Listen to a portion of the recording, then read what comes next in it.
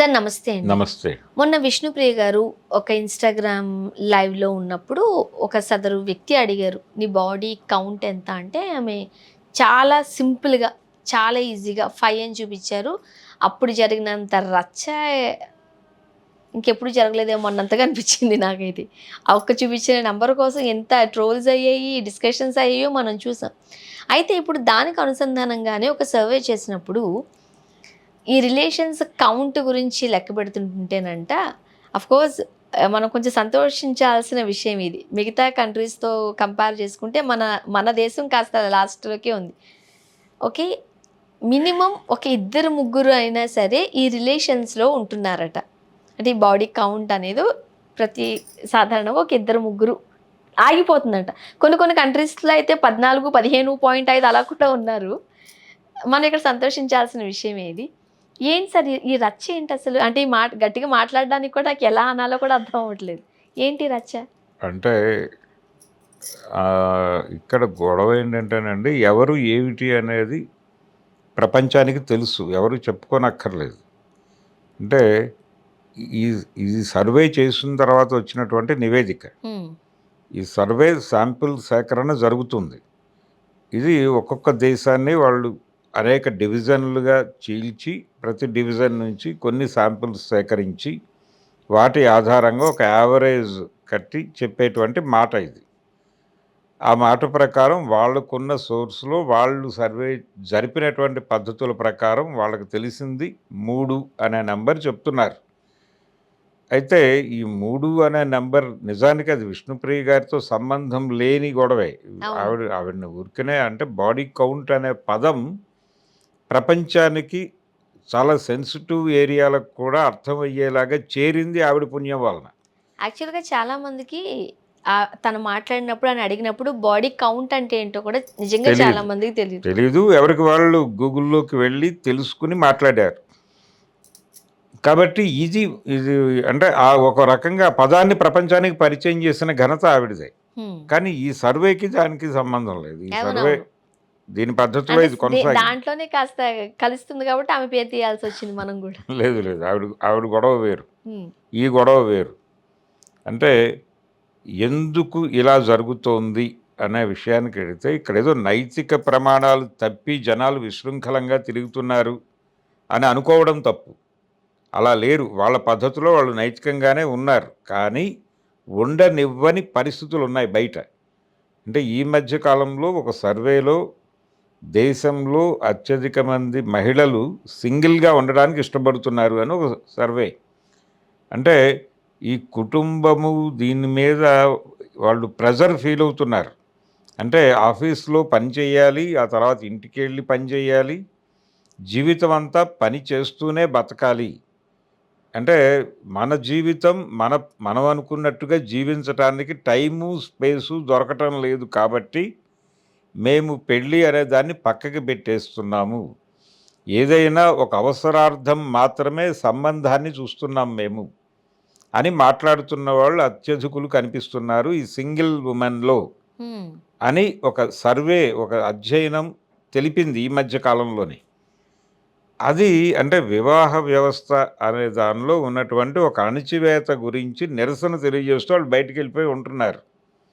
ఉంటున్నప్పుడు వాళ్ళు ఒక రిలేషన్‌లో ఉండి, ఆ రిలేషన్ ఇబ్బందికరంగా అనిపించినప్పుడు దాన్ని వదిలి ఇంకో రిలేషన్‌లోకి వెళ్ళి, ఎవరో వచ్చి బాడీ కౌంట్ అంటే వాళ్ళు చెప్పే నంబర్ ఆధారంగా ఈ సర్వేలోకొచ్చేస్తే, ఈ అధ్యయనంలో మళ్ళీ ఇదొక నైతిక ప్రమాణాలు తీసుకొని మాట్లాడతారు. ఇది ఒక అంశం. అంటే నిర్బంధాన్ని తట్టుకునే పరిస్థితుల్లో వాళ్ళు లేరు. ఓకే. వాళ్ళని కంట్రోల్ చేసి మీరేదో చేయాలి అనుకుంటే వాళ్ళు వినటానికి సిద్ధంగా లేరు అనేది నిజం. హ్మ్. చూజీగా ఉంటున్నారు ఆడపిల్లలు. ఈ చూజీగా ఉండటం నచ్చని మగపిల్లలు బ్యాక్ రన్నింగ్ ప్రోగ్రామ్‌లో భాగంగా వాళ్ళ మీద దాడులు చేస్తున్నారు. ఈ జరుగుతున్న దాడులు వాళ్ళని మరింత దూరం నెడుతున్నాయి. అంటే వీళ్ళతో ఏ రిలేషన్ పెట్టుకున్నా ఇది గోలే అనే వాతావరణానికి వీళ్ళే తీసుకెళ్తున్నారు ఆడపిల్లల్ని. ఇదొక అంశం. దీంతో పాటు మార్కెట్ ఎకానమీ జీవితాలను గందరగోళపరిచి, డబ్బుల వేటలో పరిగెట్టేలా చేస్తోంది. అంటే ఏదో ఒక నెలకి ఇంత డబ్బులు ఈఎంఐలు కట్టుకోవాల్సిన పరిస్థితి ఉండి, ఒక సంపాదనా మార్గంగా నైతిక ప్రమాణము అవసరమో కాదిక్కడ.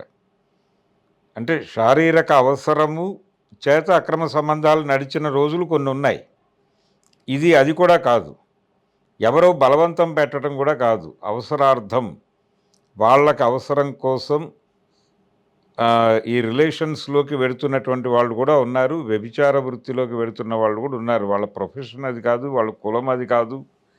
అయినప్పటికీ అంటే ఓపెన్‌గా మాట్లాడుకోవాలంటే మార్కెట్ ఎకానమీ అనేది చాలామందితో రకరకాల పనులు వాళ్ళు కలలో కూడా ఊహించని పనులు చేయిస్తోంది. అలాగే ఈ ఈఎంఐల పేరుతో బ్యాంకులకి కట్టేసి మనుషుల్ని అప్పుల పాలు చేసి వాళ్ళ మీద జులుం చేస్తూ ఆ మధ్య విజయవాడలో ఒక కాల్ మనీ స్టోరీ బయటకొచ్చింది. అవును. ఆ కాల్ మనీ ఎవరైతే ఇచ్చారో వాళ్ళు రీపేమెంట్ కోసం మీరంతా ఎందుకు కష్టపడుతున్నారండి? మా దగ్గర కస్టమర్ డేటాబేస్ ఉంది. మేము చెప్తాం. మేము చెప్పిన వాళ్ళ దగ్గరికెళ్ళి వాళ్ళతో మీరు ఉంటే మేము ఆ అమౌంట్ దీనిలో డిడక్ట్ చేసుకుంటామని వెళ్ళి గృహిణులకు ఆఫర్ పెట్టారు వాళ్ళు. ఏమనుకోవాలి? ఆ పెట్టిన వాడిని ఏమనాలి? లేకపోతే తప్పనిసరి పరిస్థితుల్లో వాడు చెప్పిన ప్రపోజల్‌కి అంగీకరించిన వాళ్ళని ఏమనాలి? ఇది కూడా కౌంట్ వస్తుంది కదా! వీడు చెప్తున్నటువంటి సర్వేలోకి. అయితే సార్ మనము ఈ ఈరోజు ఈరోజు పత్రికలోని పేపర్‌లో మనం ఆర్టికల్స్ చూసినప్పుడు ఒక ఇంట్రెస్టింగ్ న్యూస్ దగ్గర ఆగాల్సొచ్చింది. ఒక ఇన్‌ఫ్లుయెన్సరు అంటే ఇప్పుడు ఇన్‌స్టాగ్రామ్‌లో ఇంతకుముందు ఇన్‌ఫ్లుయెన్సర్స్ అంటే వాళ్ళు ఇన్‌ఫ్లుయెన్స్ చేసేవారు. ఇప్పుడు అట్లా ఏమీ లేదు. 4 రీల్స్, డాన్స్‌లు, పాటలు పాడినా వాళ్ళు ఇన్‌ఫ్లుయెన్సర్స్ అయిపోయారు. ఎలా అయిపోయారు అన్నది పక్కన పెట్టేద్దాం. వీళ్ళు సబ్స్క్రిప్షన్ పేరిట ఆహ్, రకరకాల ఫోటోస్, వీడియోస్ దాని మీద చాలా పెద్ద రచ్చ నడుస్తోందనుకోండి. డబ్బులొస్తున్నాయి. ఒక సాఫ్ట్‌వేర్ కంపెనీలో కూడా ఉండి పనిచేసే వాళ్ళకి బోలెడంత స్ట్రెస్‌తో పనిచేస్తున్నా 40,000, 50,000 వస్తుంది సగటుకి. వాళ్ళు రెంట్‌లు కట్టుకోవడానికి, బతకడానికి ఆ డబ్బులు ఏమాత్రం సరిపోవు. ఇంట్లో కూర్చొని సబ్స్క్రిప్షన్ పేరిట వాళ్ళకి నచ్చింది పోస్ట్ చేస్తూ 20, 30 లక్షలు విలువ చేసే కార్లు కొంటున్నారంట. ఇది ఆర్టికల్ మనం చూసాం. ఇప్పుడు మ అంటే ఏ అది కూడా సంపాదన మార్గంగానే ఆ! చూస్తున్నారు. దాన్ని తప్పనాలా? రైట్ అనాలా? లేకపోతే సొసైటీ అట్లా మారుస్తుంది అనాలా? సొసైటీ అలా మార్చేసింది అయిపోయింది. మారుస్తోంది తప్పు, కాదు. రైట్ అని కూడా ఇప్పుడు మనం అనలేము. ఎలా అంటారండి? డబ్బులు సంపాదించకపోవటం అనేది మీ లోపం అంటున్నారు. అంటారు. అవును. రేపు పొద్దున ఇప్పుడు ఎవరికైనా ఒక ఫైనాన్షియల్ క్రైసిస్ ఉంది. వాడు చచ్చిపోయాడు. చచ్చిపోయిన మరుక్షణం చేతకానితనంతో డబ్బులు సంపాదించటం చేతకాకే చచ్చిపోయాడు అనే మాట్లాడతారు ఇప్పుడు ఎవరైనా సరే. ఎవరైనా షూట్‌కెళ్లారనుకోండి, క్యాబ్‌లో వెళ్ళినోళ్ళకి, లేదంటే ఒక 20, 30 లక్షల కారు ఓన్ కార్ నుంచి దిగే వాళ్ళకి ట్రీట్‌మెంట్ వేరేలా ఉంటది. ట్రీట్మెంట్ వేరేలా ఎలా ఉంటుంది. సంపాదించామనేది ఎవరు చూడట్లేదు అంటే ఇప్పుడు. చిన్న అనారోగ్యం వచ్చి ఆసుపత్రికి వెళ్ళినా కనీసం అంటే ఒకరోజు అక్కడ ఉంటే 1 డే 24 అవర్స్ ఉంటే మినిమమ్ కనీసం 50,000 తీసుకోకుండా ఏ హాస్పిటల్ వదలటం బయటకు లేదు. వదలట్లేదు. అవును. 50 అనేది మినిమమ్. అలాగే కొన్ని ఆసుపత్రుల్లో రూమ్ రెంటే 1,50,000 వరకు ఉంది. హ్మ్. ఆ రూమ్ రెంట్‌లో ఆ అటెండర్‌లకి కూడా ఏం కావాలంటే అది అక్కడే వండి ఇచ్చే ఏర్పాట్లు కూడా మేము చేస్తామని చెప్తున్నారు హాస్పిటల్ వాళ్ళు. అవును.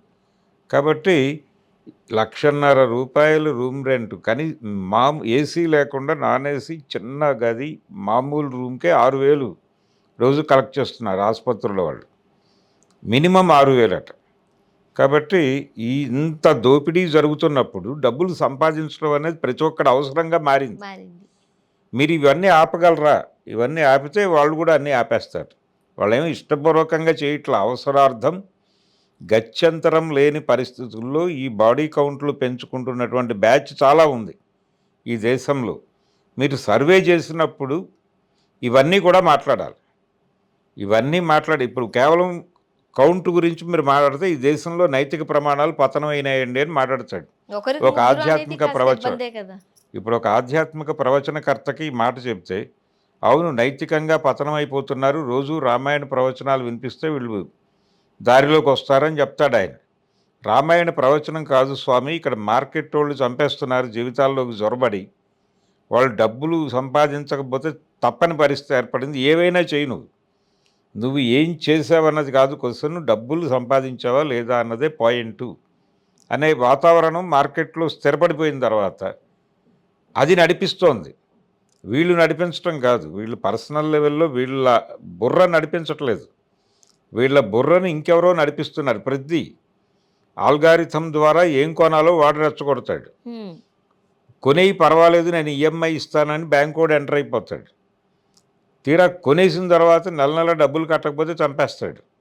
లేకపోతే ఈ రుణాన్ని అవుట్సోర్సింగ్కి ఇస్తాడు. అవుట్సోర్సింగ్ వాళ్ళు రోజువారీ ఫోన్ చేసి బూతులు తిడతారు. ఈ బూతులు భరించలేక వాళ్ళు ఏం చేయటానికైనా సిద్ధపడిపోతున్నారు జనాలు. దీన్ని నువ్వు ఆపగలవా అనే ప్రశ్న వేసిన తర్వాత దీనిలో ఉన్న నైతిక వ్యవహారాలు మాట్లాడాలి. ప్రపంచం మారిపోయింది, గతంలా లేదు ఇప్పుడు. గతం కళ్ళజోడుతో ఈ ప్రపంచాన్ని చూడటం తప్పు. ఇప్పుడు ఏది ఇది కాదు, పూర్తిగా జీవితం వర్చువల్గా ఉంది. సంసారాలు వర్చువల్ అయిపోయినాయి అనే విషయం తెలుసుకోవాలి ముందు. తెలుసుకుంటే ఇది పెద్ద ఆశ్చర్యం కలిగించదు. థ్యాంక్ యూ సో మచ్ అండి. Thank you.